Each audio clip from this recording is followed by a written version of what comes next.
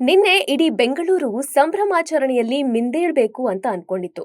ಆದ್ರೆ ಹರಿದು ಬಂದ ಜನಸಾಗರದಿಂದಾಗಿ ಸಂಭ್ರಮಾಚರಣೆ ಬದಲು ಶೋಕಾಚರಣೆ ಮಾಡುವ ಪರಿಸ್ಥಿತಿ ನಿರ್ಮಾಣವಾಯಿತು.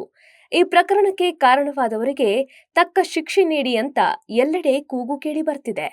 ಇದರ ಬೆನ್ನಲ್ಲೇ ಆರ್ಸಿಬಿ ಫ್ರಾಂಚೈಸಿ, ಕೆಎಸ್ಸಿಎ ಮತ್ತು ಡಿಎನ್ಎ ಈವೆಂಟ್ ಮ್ಯಾನೇಜ್ಮೆಂಟ್ ಸಂಸ್ಥೆ ವಿರುದ್ಧ ಕಬ್ಬನ್ ಪಾರ್ಕ್ ಪೊಲೀಸ್ ಠಾಣೆಯಲ್ಲಿ ಎಫ್ಐಆರ್ ದಾಖಲಾಗಿದೆ. ಸೆಕ್ಷನ್ 195 ಅಡಿಯಲ್ಲಿ ಪ್ರಕರಣ ದಾಖಲಿಸಲಾಗಿದೆ. ಈ ಮೊದಲು ಯುಡಿಆರ್ ದಾಖಲಿಸಲಾಗಿತ್ತು. ಇದು ಹಲವು ಅನುಮಾನಗಳಿಗೆ ಕಾರಣವಾಗಿತ್ತು. ಯುಡಿಆರ್ ಅಂದ್ರೆ ಅನ್ಯಾಚುರಲ್ ಡೆತ್ ರಿಪೋರ್ಟ್, ಅಂದ್ರೆ ಅಸಹಜ ಸಾವಿನ ವರದಿ ಎಂದು ದಾಖಲಿಸಿಕೊಳ್ಳಲಾಗಿತ್ತು. ಆದ್ರೆ ಈಗ ಎಫ್ಐಆರ್ ದಾಖಲಿಸಲಾಗಿದೆ. ಪೊಲೀಸರ ಅನುಮತಿ ಇಲ್ಲದೆ ಆರ್ಸಿಬಿ ತಂಡದ ವಿಕ್ಟರಿ ಪರೇಡ್ ಇದೆ ಅಂತ ಆರ್ಸಿಬಿ ಮ್ಯಾನೇಜ್ಮೆಂಟ್ ಸಾಮಾಜಿಕ ಜಾಲತಾಣದಲ್ಲಿ ಪೋಸ್ಟ್ ಹಾಕಿತ್ತು. ಇದರಿಂದಲೇ ಲಕ್ಷಾಂತರ ಮಂದಿ ಜಮಾಯಿಸಿದ್ದಾರೆ ಎನ್ನಲಾಗಿದೆ.